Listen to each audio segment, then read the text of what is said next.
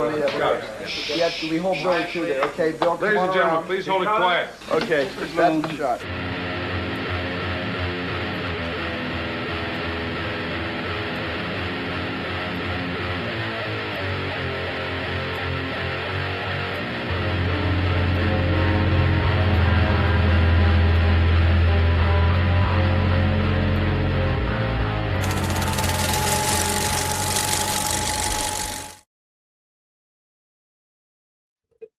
Thank you for ripping another ticket to Hellhound Film Club. I'm your host, Cody Pope, and I'm here with my co-host, Danny Dymez. And as I truly am every time we do this, I'm thrilled to introduce tonight's special feature. But as always, first things first, tonight we're live from the spot in downtown Nashua, New Hampshire, one of Gate City's most interesting entertainment lounges featuring mocktails, coffee, kava, and more. Check us out here for the Hellhound Film Club live, free movie night and podcast recording on every Wednesday night at 217 Main Street, Nashua, New Hampshire, when the doors open at 7 p.m. Now for our special feature. We have the following selection. If you couldn't tell by my attire or the thumbnail or the title of the video, tonight's episode is The Batman from 2022. Directed by Matt Anderson, starring Robert Pattinson. Originally released on March 4th in 2022, which is why we chose it for this week's episode. Can you imagine what it was like to see this first came out? Can any of you guys imagine what it was like seeing this when it first came out? You know, what's funny is I can actually still imagine it. Like it was yesterday. The day it was in theaters, I was at it was actually not Tingsboro, but it was the AMC IMAX theater. Because if you guys didn't know, I am a little bit of a Batman fan. That is something I've done throughout my entire life. So I could do. Well, I've known you long enough to know your obsession with Batman. No doubt about it. I could do an entire podcast about my Batman criticism. So that'll be on the Patreon. Yeah. But as you guys know, if you've been tuning into Hellhound Film Club by now, as much as I curate the list of movies that we watch, there is a theme to the format, which is when these episodes release, they're either on or within a couple days of official theatrical release date. And so with the show coming out on Tuesdays, it's kind of like you have to find it took a lot of that. And it was funny because we were talking about like, oh, you got the whole year planned out, because once I figured out the formula, I was like, I might as well just do this now. Like it was like no like coming back and doing this all the time. It was like just figure this out. And so once you figure out to Google, exactly. Once you figured out the right words to Google, I bet you was pretty well. But then the other thing too is like you have to be very particular about your sourcing of this information, because it's like kind of like music release dates where people will celebrate release dates that aren't the right release date. And it's like, oh, because in a particular, or we've even seen it already on the show, it might have a film festival release, or it might have an international metropolitan release, or an international release, or a nationwide release. And so, you know, it's not always perfect, but we try. But this one right on our schedule. So I was ecstatic that this was going to be the thing that we covered. It's hard for me to imagine that there's people in the world that haven't seen this, or it's hard to imagine that there's people that this was their first time seeing this tonight. Yeah, it's so crazy to even think about that. Yeah, I agree. So been out for 4 years and you haven't seen it once. Like I do think that. So obviously you should know by now that we just watched this movie, so you're not safe from spoilers. However, I do think we'll be able to talk a lot about this without ruining too much of it. you still gotta, it's your own diving in, but if you dive in, know that spoilers are going to possibly happen, and if they do, sorry about your luck. For anybody that hasn't watched this or anybody that needs a refresher, will you give them a little bit of the synopsis about kind of what the summation of this is? Oh, absolutely.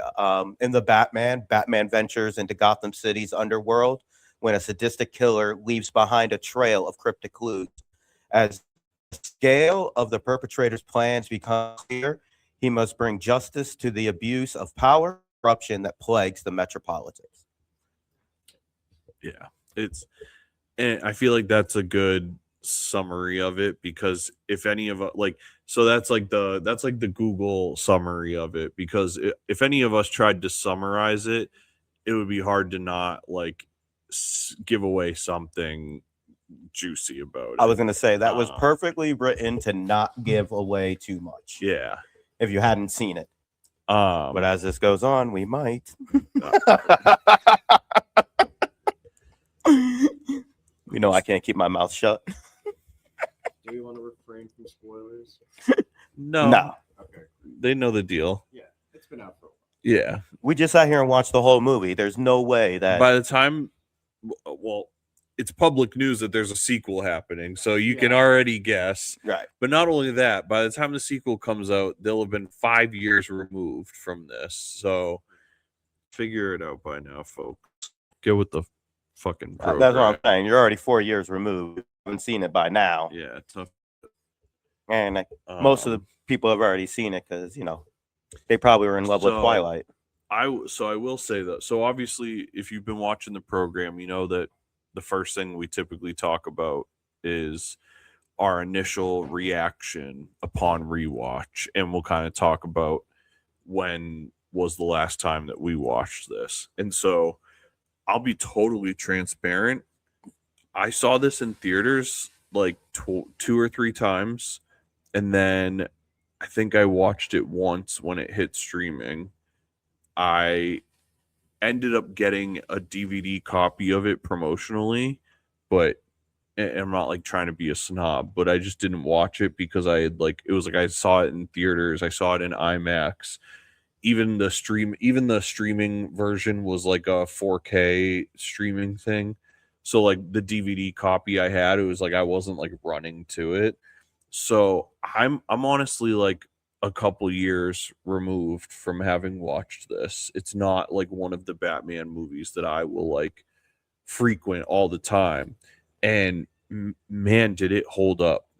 Like it was interesting to go into it with more of a I'm going to be watching, or I'm going to be doing a movie about podcasts kind of perspective. I'm going to be doing a podcast about movies. I fumbled that one. But you know, I do it all the time. I just went into it as a Batman nerd initially. So like going into it this time, it was like, oh, there's a lot to take away from what's going on here. But it held up really well, and it was super enjoyable. Danny, what was your initial reaction or initial feelings upon rewatch? So I too have probably watched this movie probably a dozen times. My first initial watch, really enjoyed it. I thought it was a really great take on it. I can definitely get dig deeper into this, but we're gonna hold this off. Throw it in neutral. Yep, throw it in neutral. Let's slow down. Reverse. But being like this is probably my dozenth time watching it, I have definitely picked up a lot of more things in the movie. Yeah. Because I was able to pay attention to more of like background things. And like I said, digging deeper, I can dig into it now being a videographer. Yeah. I'm digging into it deeper and differently because I'm watching it from a different perspective. So I really thought like it was a really great rewatch for me because I watched it with a different mentality. Yeah. So which made it a really great rewatch for me. Hell yeah, I can totally dig that. Joining us also is, if you've watched episodes now, you've probably met him, but great friend of the program and regionally based filmmaker Tyler LaPlant, whose new feature Joey's Big Reveal is going to be So coming out excited for later that. this year. So excited. That's a short film. Well, Features a lot more work. I was just trying to gas him up. He's like, but don't gaslight them. Yeah. Thanks for gassing me up, but don't gaslight them. All right, Tyler's got a little like 6 or 7 minute YouTube video that he shot with his buddies. That's real cute. He's got a real cute little movie project coming out soon.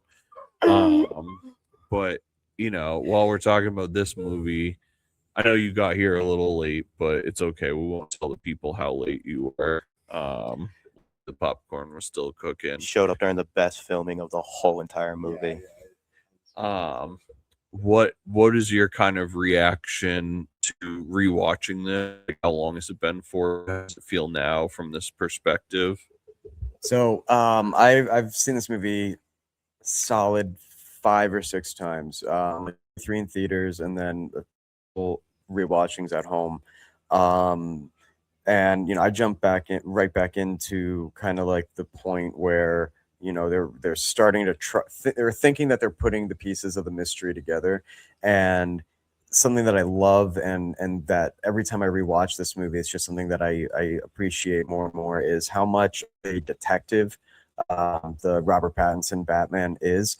And whereas, like, you know, I feel like you know, every generation of Batman kind of focuses on like a different thing, and I feel like with this Batman, it's very much like a beautiful culmination of, like, you know, the tech, the mystique, the solid detective work. And you know, the other like major thing upon rewatching this is, like, I love seeing how inexperienced he is, because this is his first year as Batman. Like, this is, you know, this is a first step. So like watching him like make those mistakes or go into a situation like punching before thinking is like, it's interesting to see Batman like not quite there yet.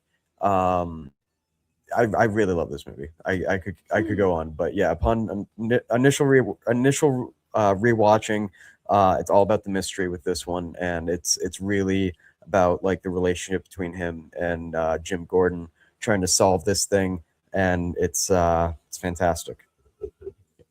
And Hold that thought. I'm sorry. I need to do some investigative research here.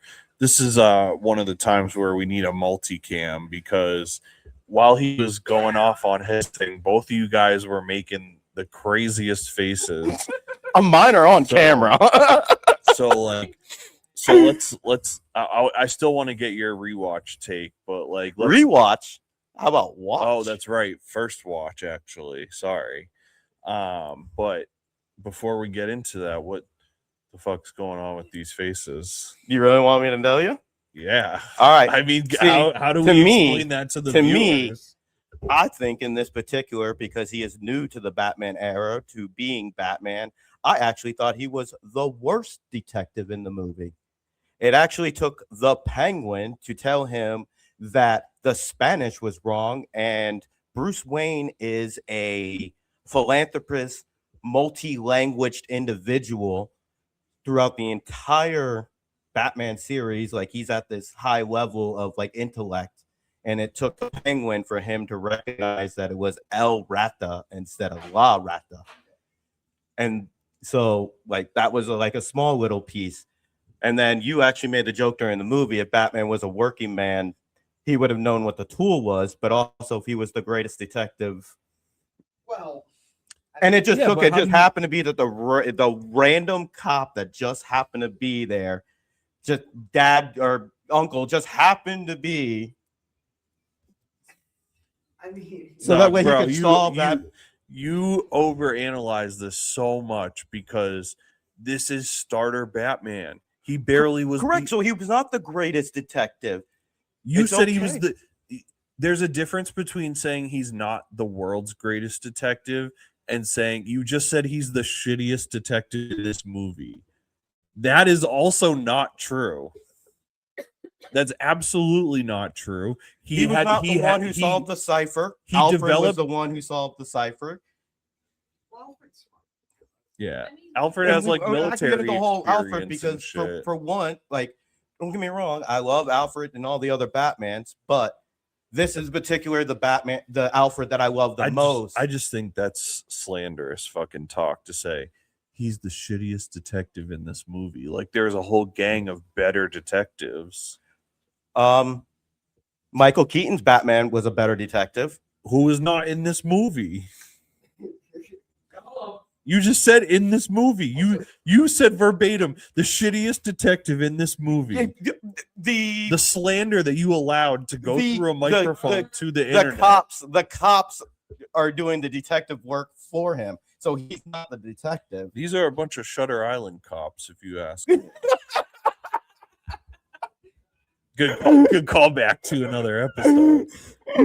Make sure you like and subscribe to the channel. But Jess, friend of the program as well. This was, believe it or not, her first time ever watching the Batman. And so what was your preconception going into it, and how do you feel about it now that you've made it through it? I've watched a lot of the Batman movies from previous like I watched them when I was little and everything like that, so I was interested. There was just so many different phases of people who were playing Batman. It was hard to like tell which one I was gonna like. I went in a little hesitant because of who the actor was. It just, and I'm sure everyone thinks this at one point, as I was thinking Twilight. I was like, oh man, I don't know. I'm a little nervous about this. I'm just but I actually surprisingly really liked it. And you know, we made the comment earlier about how it's a 3-hour movie. We probably, you know, and you said the first time you watched it, you're like, I felt like it just went like that. And to me, it did. I was like, wow, that 3-hour movie actually went by so fast because it was so good. The story just gets right into it. Yeah. Like there's not like a lot of like build up. We don't need to rehash the origin story. We don't need to like introduce every character and give their backstory. Like I agree, it very much just like dives right into it. And I liked it because it was, you know, it is the newest one, so there's a lot more newer technology and stuff, so I thought that was pretty cool. So I enjoyed it. It's cool. To me, it very much feels like it's like a 50s noir inspired detective story, but with modern day technology and like 80s and 90s musical influence. Like it's but I think that all of that does a great job at like taking you away from a specific time where it's like this universe is just happening on its own timeline. Like this is just the way things are. Like, and it allows you to not get lost in other universes or being like, oh, well, if it rains so much in Gotham here, why doesn't it rain in Metropolis? Like, you just don't care. They're not connected. Like, this is just its own thing. I think the rain helps create the setting of absolutely, like how much despair, how much, like, I mean, that's what I was saying. Like, rewatching it this time, like the way I watch like cinema now, like with the filming and things, like watching it, like to me was an absolute amazing display of cinematography. Oh my god, that it was filmed, the way the angles that they used for certain shots, oh my god, was absolutely amazing. The subtle hints throughout the entire movie of if you didn't catch it, of the red and blue flashing lights through the entire movie, the subtle hints.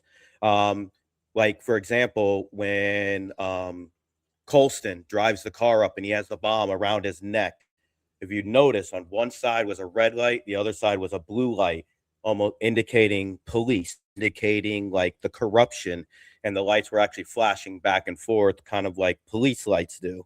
Like there was so many like small subtle hints. All right, slow. What?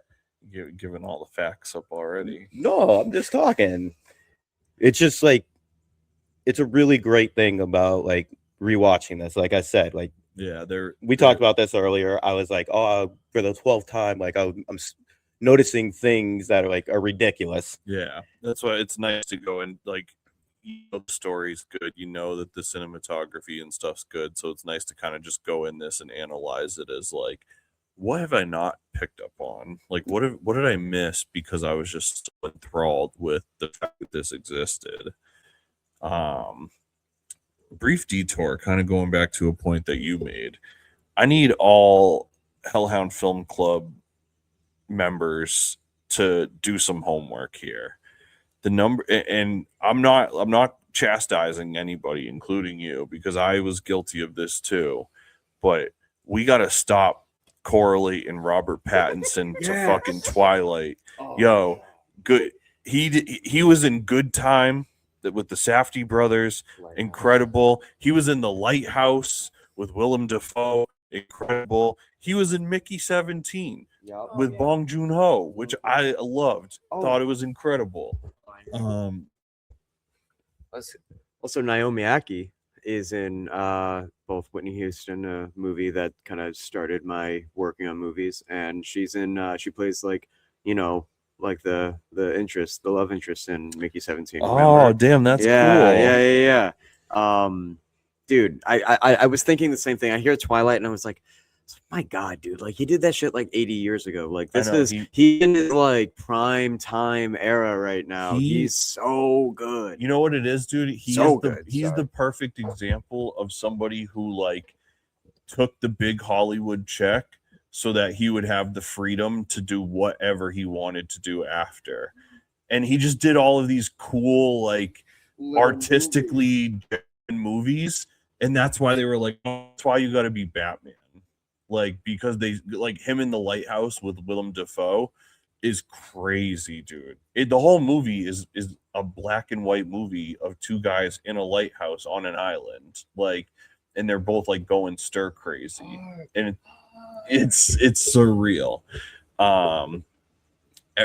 Just like, man, we as a collective of people who love movies have to do better at spreading the gospel of putting respect on Pattinson's name, because the man's just got some heat in the can. His new movie was shot in Massachusetts. That's the drama or collaborative. That's right. Yeah, he's got a joint coming out in March called or April. It's coming out in April called The Drama. It's him and Zendaya. And they're in like the marketing for this movie has been outstanding. And all we know, the premise is that the wife did something like basically awful. The wife did something awful and we have no idea what. And now this couple is trying to figure out how to live with it. Like going from like a picture perfect couple to like having this thing having happened. So Tour, put some respect on Robert Pattinson's name. Back to the program. Pretty sure it was never stated that he was a horrible actor. No, I know, but it's just like preconceived notions. You only get a first impression. So if your notion is always, oh, this dude from Twilight, you might not give something a chance that it could be incredible, because it's like just because an actor or an actress. Yeah, great point. Just because an actor and an actress wasn't enjoyed in one film doesn't mean they weren't great in a film. Absolutely. People also really did not have any faith in Michael Keaton's Batman, because they're like, oh, Michael Keaton that's the comedy guy. Like he only does comedy. Batman's serious. Like he can't play Batman. Like 50,000 letters were written for him not to be Batman. And this is in the 80s, which means they were handwritten. Oh yeah. This is not an email. This is a handwritten, putting in a letter, lick that close, put a stamp on it, and go put it in the box on the corner of your friggin' road. Yes. I think. And he turned out to be excellent. Oh yeah.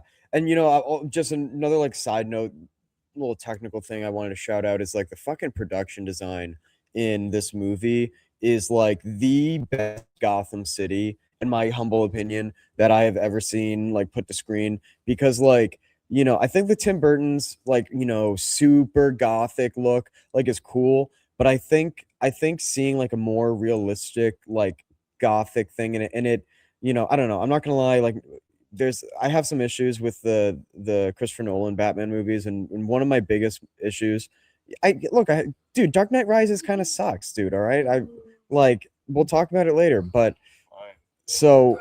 But dude, it's just Chicago. Gotham is just fucking Chicago. It's not. There's no uniqueness about Gotham as a city aside from fucking Batman Begins, where they're like in a slum section, but it's just felt normal slum. This is like production design. This is like Gotham City through and through. Like every way, every building. Like it's not like in your face, but like it's very recognizable, and it's something I just fucking love about this movie. Interestingly enough, I would not share the same stance as you on that. I feel as though in this movie, you don't architecturally really get a sense of what Gotham City is. Getting rain, travel shots, and like, you're not, you know what I mean? Like, the Dark Knight trilogy showed the most depth of what Gotham City looked like and felt like to people. You saw newspapers, you saw sports games, you saw news broadcasts, you saw, of course, you had 3 different movies, so that helped, but throughout it, you were seeing different Wayne properties. You were seeing the Wayne Manor go through deconstruction. Like, there was just a lot. That's one thing. I loved this movie, but that is one thing I would not give it over the Dark Knight trilogy. Is it was just a lot of rain and buildings, and those buildings could have been in New York. They could have been in Chicago. They could have been anywhere. Look at you trying. Look at he's clamoring at the. I would need the third fucking.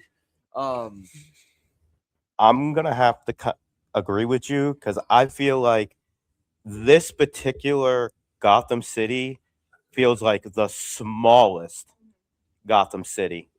I feel like you get the least amount, even when they're at the church for the funeral.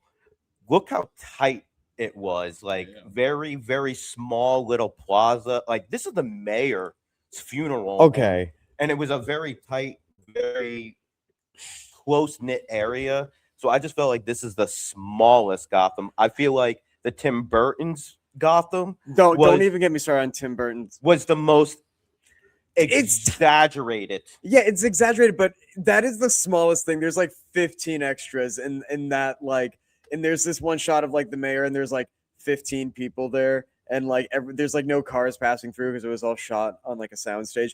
This is not me, you know. Anyway, but this is my rebuttal, is that the reason, like, I'm a big Batman comic fan, and you know, you get extensive views of what the city looks like. And you know what? I disagree, even though I can speak on memory because I've seen this movie so many times. Is like the very beginning, we do see some city stuff. Like they're kind of like Times Square-esque area. Like we see that it kind of establishes those buildings. Like, and then like the train system too. Like, you know, and I know, don't get me wrong, they had the thing in Batman Begins, the train system, but like, you know, there's when I think about like the Dark Knight trilogy, I think about, I'm like, oh, it just looks and feels just like Chicago because they shot it there.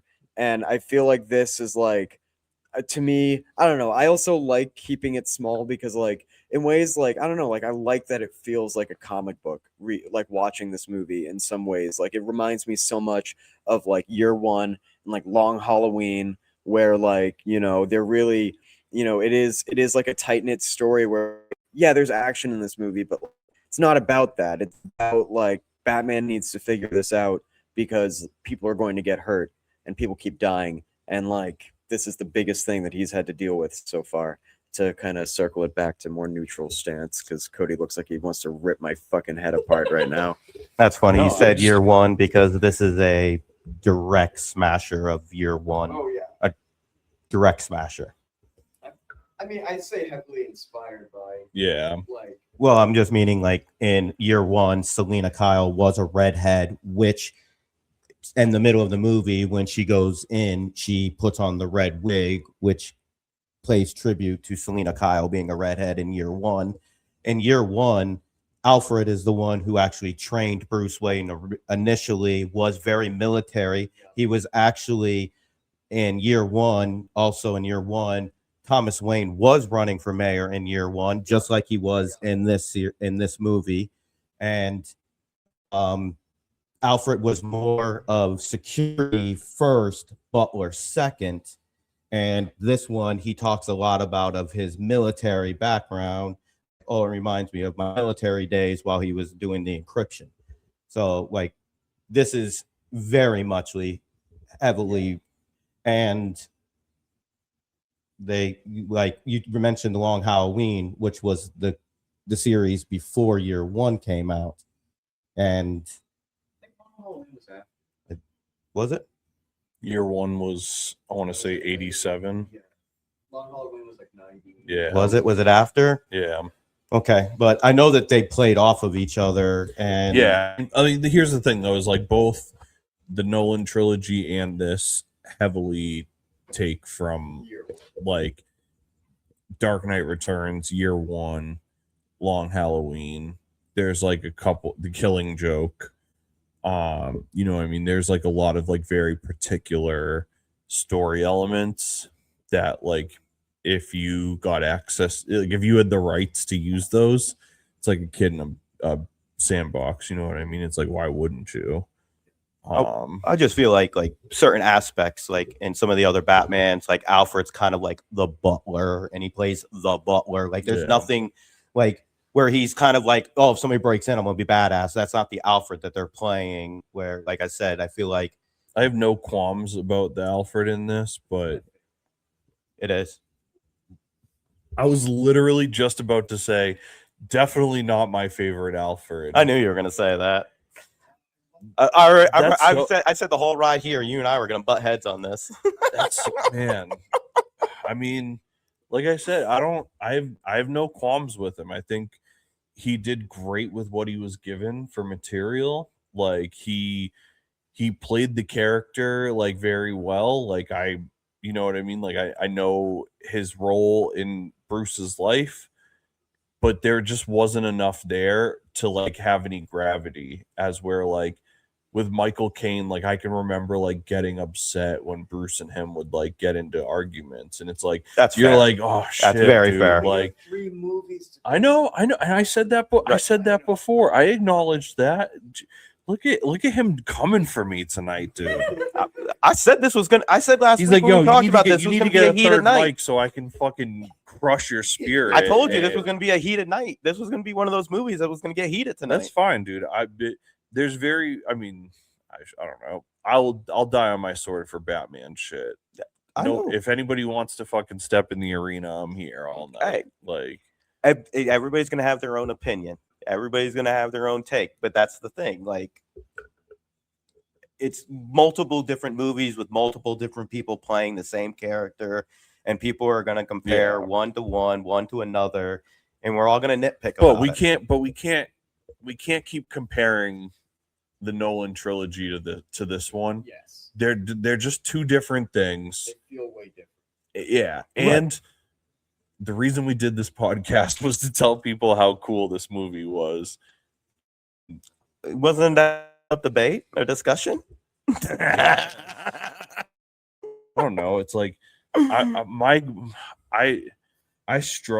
don't ever want to go on the internet and talk about shit I don't like. That I don't want to give my energy to things that I don't like. You know what I mean? It's not about, that I mean I love both of these things, it's so not, it's fair to qualify them. But I want people to walk away from this knowing how great of a standalone piece this is. Like if you were ever going to have another disconnected Batman story that's not part of any greater universe, they're doing an incredible job at this. I just think that like you can't compare it to the Nolan verse because like we had like 8+ years of experiencing that. We still got to experience it when theaters were at their height. We got to experience it while home video was at it. Like this is just a totally different experience. And It's just like you're gonna have the debate when you talk about Superman. You're gonna compare Christopher Reeves to Henry to Yeah. like I don't have as much stake in that game, to be I totally- understand other people are just like other people are gonna have the Yeah. debates on, you know, any superhero that's played by different people over a period of time. You just like people are going to have their own opinion about it. But the only good thing is you have your opinion. It's going to go up. I'm going to have my opinion. It's going to go up. Tyler has his opinion. It's going to go up. People watch it and they're going to agree with one of us. And when they do, they're going to watch our next podcast. And when you say something, they're going to be like, yo, I agreed with this guy this time. So you know what? I'm going to listen to him. My opinion's more in line with him. Yeah. Or my opinion's more in line with him. So there's nothing wrong with us having our own opinion. Because there's always going to be that fence where people are going to agree with you, people are going to agree with somebody else, and we just got them both now. That's the way I look at it. It's not me hating on anything or not liking anything. I love the movie. The more you know. All right, but our time is thin, so I want to talk about some of our favorite shit from this. Yeah, movie, absolutely. If you guys are down to Yes. talk about cool stuff. Because I have an absolute part of that movie that I absolutely love. That's one of my favorite parts of the movie. I feel like maybe I'll just get this out of the way because it kind of goes through the whole movie. The sound design and the soundtrack / score. The sound design was unbelievable. I cannot think of another movie that made me think about some like random things. Like at one point in a car chase, they knock over a bunch of cones and you just so vividly hear the cones knock down exactly how they're supposed to fall. There was just all of these little things that it was like, wow, they put an immense amount of thought into how the sound was gonna like sit within the scene and the background noise and everything. And like the music choices were just great too. And like I'm sure they had to pay 6+ figures to get Something in the Way from Nirvana, but they used it in the best capacities. Like they just found these very like it's a great beautiful song anyways, but every time they used it, it was like almost to kind of like signify something that was like happening in the story. And so the sound throughout the whole thing, and we watched this at a bar with people that were eating, people that were socializing, whatever, and you still get the depth of so many different little moments throughout. That was one of the first things that's like you're not even in the movie for a few minutes before I'm already like, holy shit, the sound is just like so different. I love throughout the movie how they used Ava Maria. Yeah, that too. Through the entire movie in different flats, and they like change the tone of it. Yeah. And then you get all the way to the point where Batman ends up meeting him in Arkham, and he ends up just sitting there singing it to him, and you're just like if you don't know that tone, like that tune, and you don't recognize it throughout, you have no idea. And then when you start singing it, then almost if you know the song, then you can like recatch it through the movie and realize like all the undertones of how they used it throughout the movie. And I thought that was really cool. Come here, good boy. Yeah, I was gonna say I want to expand on that. Also, that was weird. I don't know if I like that. I wanted to kind of pivot because you bring up the way Riddler just completely fucks with Batman and tries to all cerebral, and I absolutely love the direction that they went in for the Riddler. Having him be this like weird sort of like incel 4chan internet sort of guy is like, I don't know, maybe it'll be dated, maybe, I don't know. I think creeps on the internet are going to be eternal, unfortunately, but I don't know, there's something about watching that, and there was like a real fear, there's mass shootings all the time. Sorry, this is a weird crazy turn, but like, diving into spoilers, but like at the end of the movie, like, you know, Riddler's not typically, he's not the guy really pulling off these murders. Like, well, yeah, he does a couple of them, but like, you know, at the big finale is like 10, 15 guys who, you know, are bringing guns and shit that they made at home to like kill politicians, kill civilians and stuff like, and I don't know, it's very there's a realness to it, a very realness to the threat of like, you know, like, yeah, people are going to die. Like this is, you know, you can get crazy people.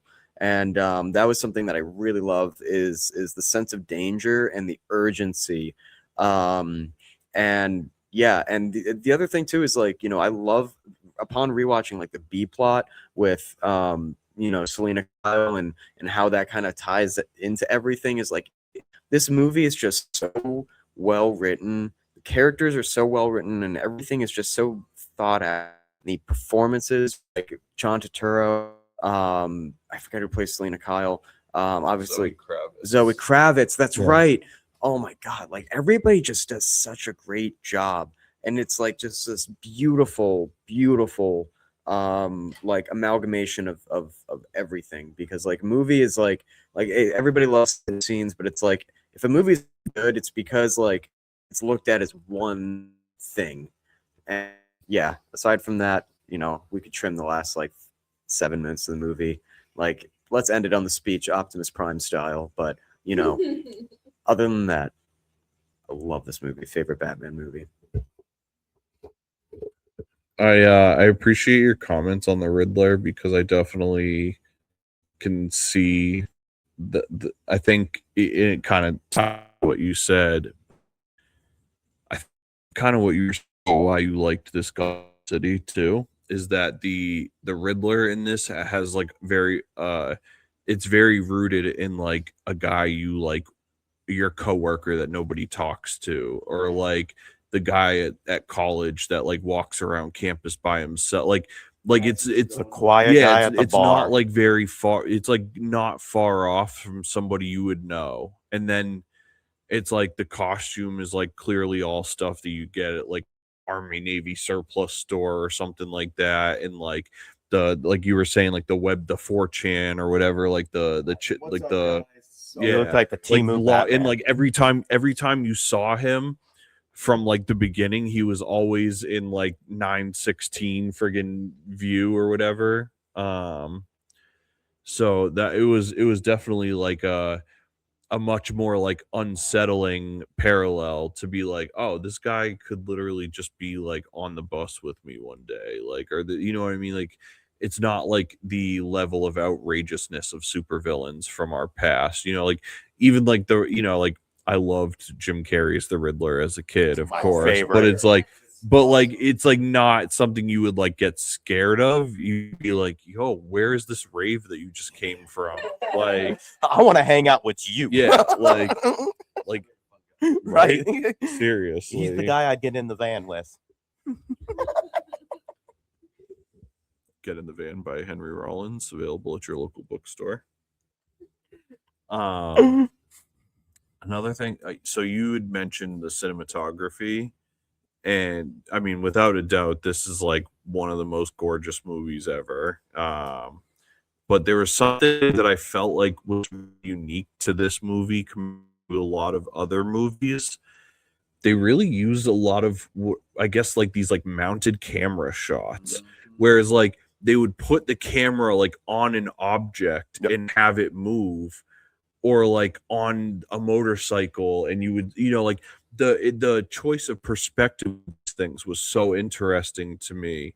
And it was like, you know, you'd like camera on the side of the car shot, stuff like that. And it was like, it really felt like we have the freedom to experiment.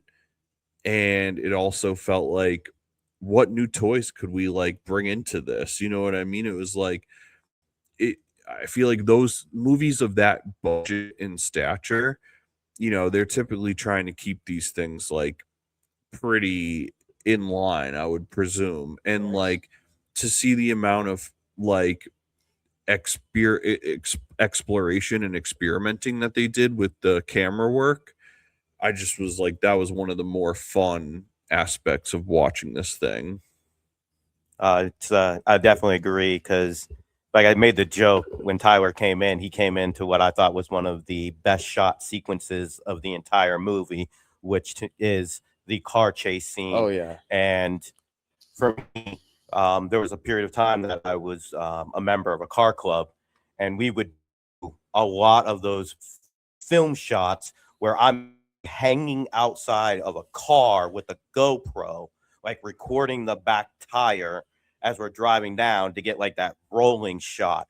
And there was a lot of those like shots like in this, like external, like on the lower fender, like Yeah. shooting like the rear tire for the chase scene. So you get from underneath the tire, underneath the rear bumper, and you just see like the Batmobile, which is one of the coolest Batmobiles, I think, because it's not like that sleek, design that you usually see in the prototype. like for Batman's. It's like it's very rigid, it's very rough, and also has like the engine showing and like just like raw power. So really one of the cool Batmobiles that I really enjoy. But back to the cinematography, like the shots to me was just the way that it's filmed, and visually the colors, because of being like the whole movie shot really dark. So a lot of the oranges and a lot of the like colors that come out through was just like beautiful to me. Really adds, and I know you're gonna have so much to Yeah, I say, and was I'm gonna say super excited. I'll keep it brief. But just to expand on that, like the shot where he's escaping the police station and he's kind of tunneling up. So they pretty much had a camera rig like a foot or two away from his face, and they sent him up like this giant staircase. And there was so much shit in this movie that is like practically done, which is why it looks so good. And don't get me wrong, there's a lot of CGI as well, but that's the thing, is like they actually do a very good job of it. And the other big thing is like this was all shot on like anamorphic lenses, which is pretty much like super very very wide, like panoramic in a way.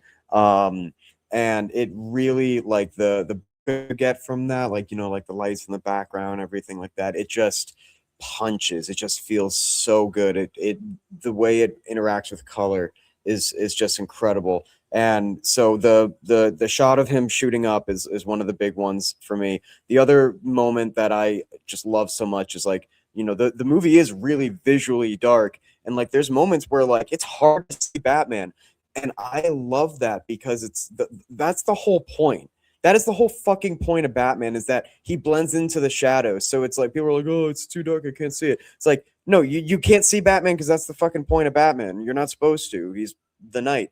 Anyway, but like the moment that for me like really is like just explosive is it's completely blackout in like I think like the club or something, and it's a fight scene. He's being shot at. It's only being lit by muzzle fire, which they had specially made guns so that pretty much whenever they pulled the trigger, really bright flash would happen, and then they edit in the sort of fire type effect after the fact.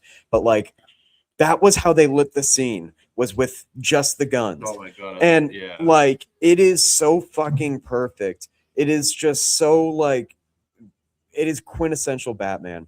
And the one of the very last shots of the movie is him firing up the flare and walking out and guiding the people. And like he kind of said, I wish we're focusing on things we like, but like he kind of the speech is like, it's not just about punishing the criminals, it's not just about vengeance for himself. It's like these people need a sense of hope. They need somebody to look out for them, and to have that unifying moment of like he fails, and he doesn't figure it out in time, and he's rough around the edges. But the point is that no matter what, he does whatever it takes. And like I don't know, that's just a side note, but technically speaking, the movie is just so beautifully made, and God, they did such a great job. I'm so excited to see the next one. So to touch on that, I said it was my favorite scene in the movie is that exact with the flare, because at the beginning of the movie when they ask who he is, His answer is, I am vengeance. And when he's on top of the skyscraper and one of the Riddler henchmen, and he pulls off the mask and asks who he is, he says, I am vengeance. And in that reality, he realizes, like, that's not what Batman can be or should be. He should be a symbol of something else. And then he goes down there, pulls a flare, and like leads all the people out. So like to me, that was like the transition from vengeance Batman. I've got to like hurt these people. I got to arrest these people for vengeance for my parents, to the I am the hope of the city. Even one step. Sorry, I'm sorry. Even like I'll keep it brief. I'm sorry. Even one step like deeper is like he sees like there are so many similarities between how they operate between Riddler and Batman, and like he sees like he's like actually I'm not like it's what he's doing and what I'm doing is like it's not too far off, and like seeing that reflected into what he's fighting is like okay, like yeah, it's got to be more than this, because like it's the idea of towing that line. That's why Batman doesn't kill, because the moment that he does, he'll get back into it. But he also realizes like the moment that I'm like being this almost like bad guy to the bad guys, it's just going to feed into that even more. Like, not saying that the next one he's going to be all peace and love, happy-go-lucky, pacifist Batman, but like it's going to. I really love seeing the idea of like paying for the sins of the father, and that's a big idea in this movie. And I think tackling,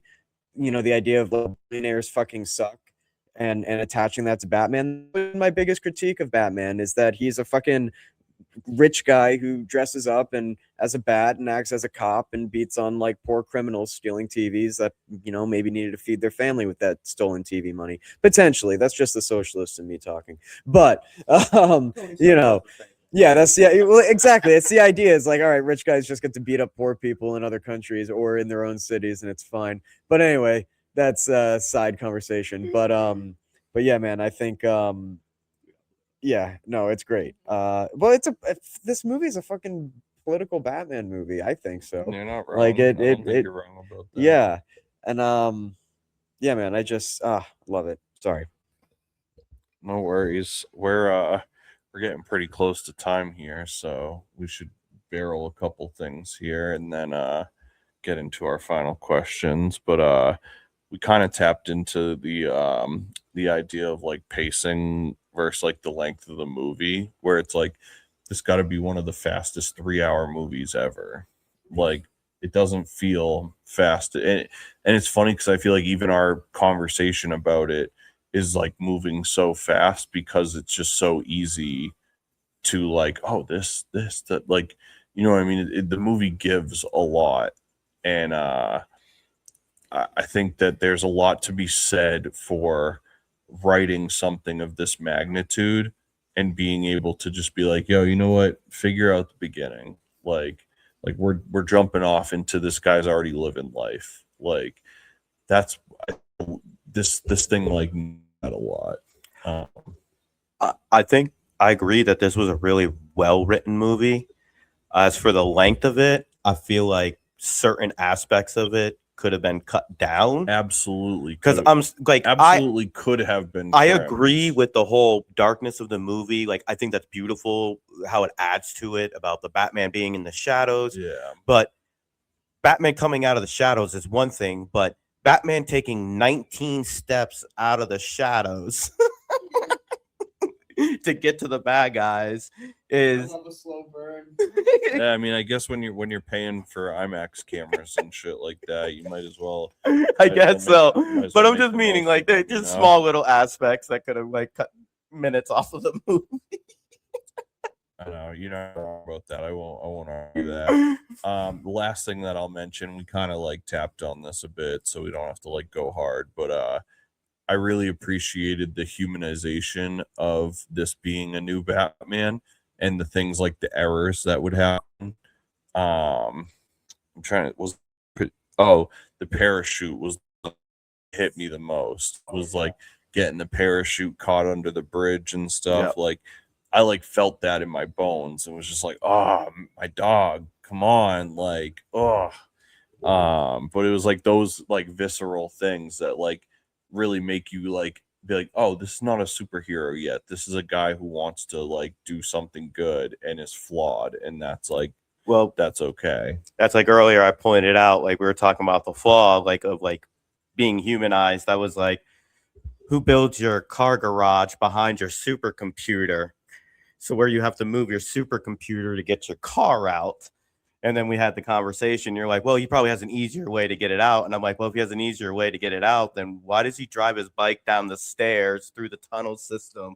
Yeah, that's Well, what he already told me. I analyzed it too much. That's exactly what I said. And you got to have access points from all over this metropolitan city.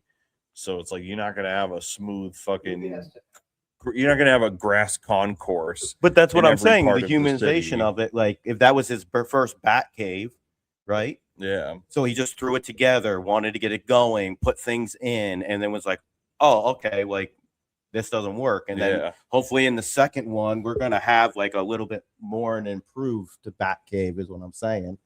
Because I would like to believe that, you know, in the next one, we might see a bat wing or the bat boat or, you know, Shark repellent. Right. shark repellent. Oh god.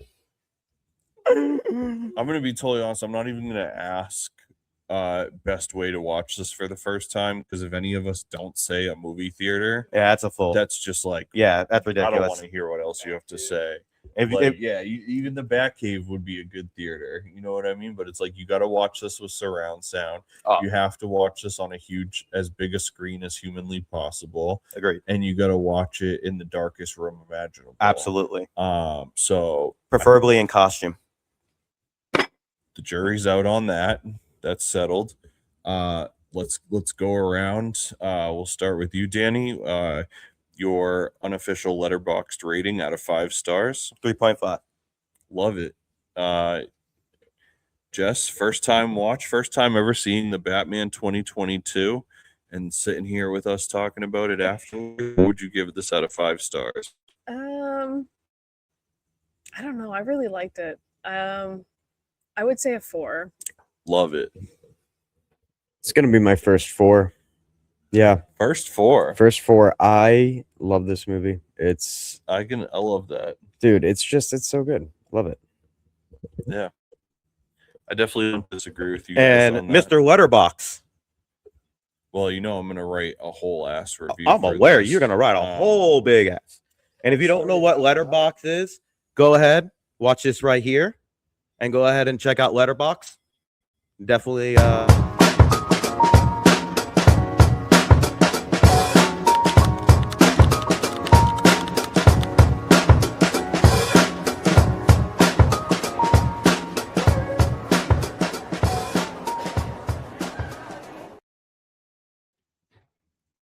This was to talk about. We honestly could have done another hour on this, but you guys, I just don't know if you guys are ready for it, honestly. I don't know if they're ready for it That's because what I I don't know if mean. they're going to be able to handle more debating. I mean, I'm here for it.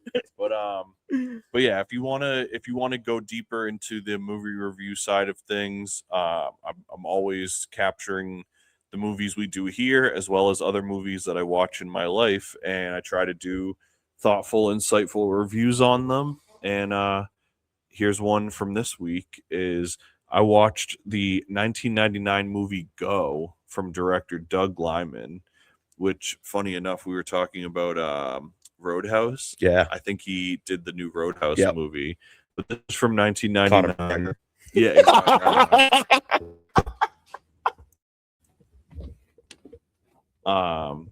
So I hadn't seen this movie since the like video store days, and it was really cool to watch it at my age now. I saw it when I was really young, so now it's like a lot of it makes a lot more sense. It was fun to see how each character's story like stayed connected, but it also panned out individually as well. It felt like a 90s take on the Rashomon plot device. It was really good, especially for what I assume was kind of that target audience at the time. Strong craft, digestible, relatable story, and then you have outlandish like movie where the things that happen as well. The whole thing was a blast, and so I gave it a 3 out of 5. There wasn't like a whole lot that I had to pick apart. It just was like a fun 90s movie, and I thought it was a really interesting take, like I said, on that whole little like Rashomon plot device of we all saw the same thing differently. It's a little bit different than that, I guess, but It's a very easily digested, enjoyable movie. yeah, without a doubt. So I would have technically played my Letterboxd review thing for you right now, but Danny gave me such a good alley-oop, that's why I had to play it before. But we would like to take a second to talk to you about the spot where we do these events every Wednesday. We record these. Every Wednesday is free movie night here at the Spot in downtown Nashua, New Hampshire, 217 Main Street. This is a great community lounge and art space. You can get non-alcoholic mocktails. You can get coffee, kava, tea, all sorts of stuff. And there's music, there's karaoke, there's comedy, there's Hellhound Film Club. There's all sorts of great stuff that happens here all the time. And so if you're ever in the area or if you want to make the trip, definitely come and check it out. And we're going to be right back after this. Nashua, New Hampshire's newest entertainment lounge is a non-alcoholic arts and community space with weekly events including comedy, live podcasts, music, karaoke, and more. Get delicious mocktails, coffee, kava, and more. Now partnered with Neighbors, the historic Joanne's Kitchen, you can order from the late-night menu for some of the Joanne's classics. Visit today to be part of something special for one and for all. The Spot, 217 Main Street, Nashua, New Hampshire. So make sure you guys, thank you. Oh, Make yeah, sure you- man, absolutely. Make sure you guys come down here to the Spot at 217 Main Street. As always, we're going to run through some screenings and event listings for you before we head out. We're always trying to spread the word on some good cinema events. If you got some good events that you want us to plug, shoot us an email at hellhoundfilmclub@gmail.com, and we would be happy to plug your film. Danny, do you want to set this off? Yeah, of course. You're gonna give me the first one. All right, I'll do no. I'll do the first one. That's fair. I'll take. We just both know I'm gonna jack up a third word. That's fine. In there. I'll do the first one. So, this is more so for us here tonight, more than because this episode will have come out after the fact. But I just thought it was important to absolutely. mention. But Friday, February 27th, and Sunday, March 1st. The Gambler 4K restoration is going to be screening at the Roxy Cinema in New York City, presented by Cinematograph Films. Axel Fried, played by James Caan, is a literature professor who has the gambling vice. When he has lost all of his money, he borrows from his girlfriend, then his mother, and finally some bad guys that chase him down to get it back. Despite all of this, he cannot stop gambling. This is a wild movie, and I personally just think it's like Cinematograph is like a subdivision of Vinegar Syndrome, and they just pick really cool movies and do these restorations of them. They screen them at theaters, and then they do Blu-rays of them after the fact. And so I just think it's super dope. So if you're close by or willing to make the road trip, head out to New York City for The Gambler. That's Friday, February 27th and Sunday, March 1st. I'm not gonna lie, I wasn't even paying attention. I didn't realize I would have been reading my semi-autobiography. Touche. It would have been quite comedic. But another news, on Sunday, March 8th, Wicked is doing a double feature at the Owl Theater in Lowell, Mass. Tickets are just $10 for this 5+ hour cinematic event featuring Wicked Part 1 and Wicked for Good Part 2. Directed by John M. Chu and starring Cynthia Erivo and Ariana Grande. This epic story follows the unlikely friendship of awesome Alphaba and Alpha Glinda. and Galinda. My boy never watched Wizard of Oz. No. They don't call her Alpha and Wizard. I know. Relative. She's the witch that the house landed on. I'm just saying, man. Days at University to become the Wicked Witch of the West and Galinda the Good. Wow. No, I have not watched that at all. I'll be honest. Have you? What? Have you watched The Wickeds? So I mean, I've obviously seen Wizard of Oz, but then I saw the first Wicked because of Oh, okay. I've seen Wizard of Oz, but yeah. But Nick loves the Wickeds, so oh, that makes sense. just wicked into it. Well, you have a fiance. That makes sense that you've seen it. I'm a Yeah. single dude, so You know what? You didn't want the first one. You're Yeah, mad yeah, about yeah. fucking Wicked. yeah, This and I screw that guy. up. That's what I Yeah, do. this guy. Anyways, the Wicked double feature is going down at the Owl Theater in Lowell, Massachusetts. I had to plug this because if you've watched Cody Central, you know that my dear friend John True is the manager and program director at the Owl Theater in Lowell at the Middlesex Community College, and so he has worked tremendously hard from being an actor to working as a stagehand to working in theater to now managing a theater and doing screenings and stuff for a theater that size to get us a double feature thing like Wicked is like a really big deal for them. And so I hope that they sell it out. The fact that it's $10 to go see both of those movies is pretty surreal. Well, it's also You're in Lowell. It's like, you know, you could, I'm sure there's an intermission between the movies and you could go do some cool stuff. And so I love you, John. And I hope everybody goes and checks out the Owl Theater, support independent cinema. Tuesday, March 17th, the original Leprechaun from 1993 is going to be returning to theaters for one day only on St. Patrick's Day, Tuesday, March 17th. Check your local theater for listings all over the country.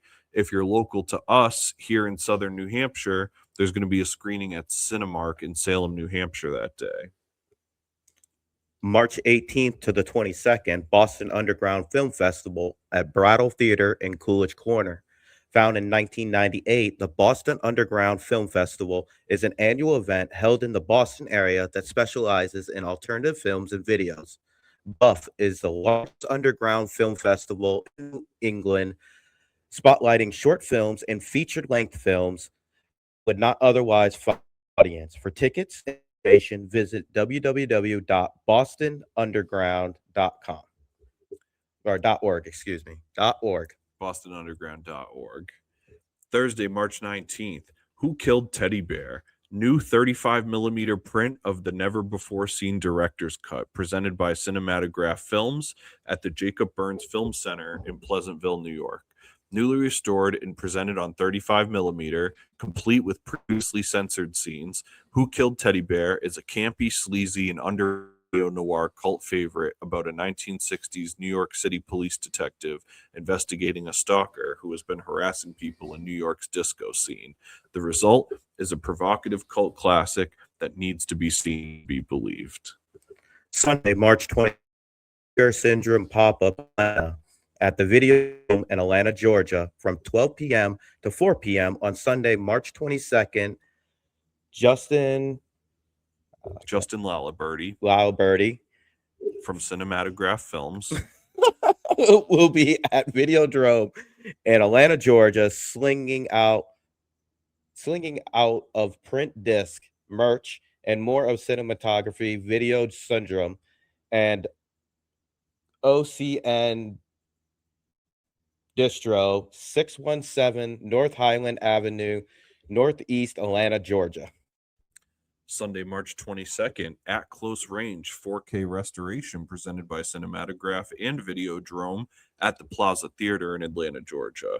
This is part of Videodrome's continuing series of staff-picked classic and cult films, with this installment featuring special guest Justin Laliberty from Cinematograph Films.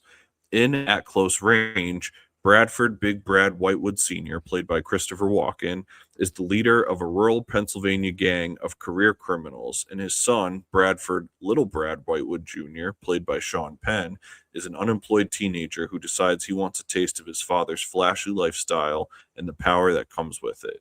Embarking on a budding life of crime with his brother Tommy, played by Sean Penn's real-life brother Chris Penn, little Brad gets arrested, sparking a tense showdown between father and son and their family and friends, who get caught in the middle.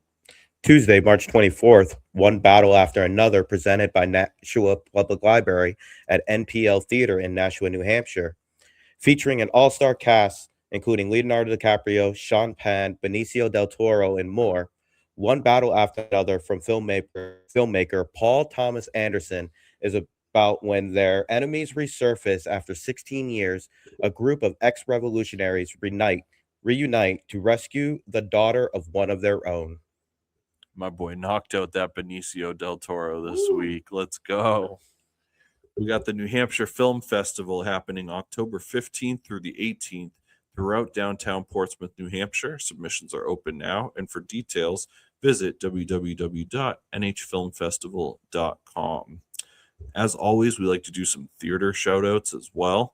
Much love to Coolidge Corner in Cambridge, the Brattle Theater in Cambridge, the Wilton Town Hall Theater in Wilton, New Hampshire. And there's a lot of new theaters that we're going to check out this year too. I've been kind of finding some stuff that's popped up on my radar. I think there's like Red River Theater in Concord has been doing some really cool screenings and stuff. Okay. You know, some road trips. I want to check out some of the stuff that we were plugging in the event screenings. I might take a road trip and go check out. So if you guys got recommendations for cool screenings, cool we should check out, cool movie events, film festivals, premieres, anything like that, shoot us an email at hellhoundfilmclub@gmail.com. I know we always close out with the podcasts. I actually started doing some more research on some podcasts, but I'm still listening to them. So before I start plugging them, I want to just like get a couple episodes deep. I did find some cool ones though that I'm like, okay, I'm gonna see if I can kind of expand my horizons. I've found a couple that I've started listening to. Yeah. But I'm still trying to figure out if I'm about them or not. Yeah. You know what I mean? Like one episode might land, but then the next one I'm kind of. But did you listen to the John Ford episode of One Handshake Away? Not. No. All right, guys. This has been awesome, though. I love Batman, so doing anything Batman related is a blast. If anybody wants to start a Batman podcast, we could just do a whole show where every week we just talk about Batman stuff. Thank you guys so much. Huge thank you to Tyler LaPlant for being here tonight. His cute little short, Joey's Big Reveal, is coming out soon. Make sure you guys go follow that on all social media platforms. Big shout out to our homie Jess Cantwell here, who unbelievably somehow just saw the Batman for the first time because we still did in this shock about that. So what a wild ride. And as always, thank you to my co-host Danny Dymez for As always, holding thank it you for down having with me. And yeah, what a blast. We're gonna have some cool stuff coming for you guys. We're here every single Wednesday. Every Wednesday, we film these right here at the spot, 217 Main Street, Nashua, New Hampshire. New episodes come out every Tuesday on the channel. Make sure you guys go watch those, like and subscribe. We have the Hellhound Film Club YouTube channel as well. Make sure you give that a subscribe. We're going to have some clips. We're going to have the actual Hellhound Film Club episodes on there.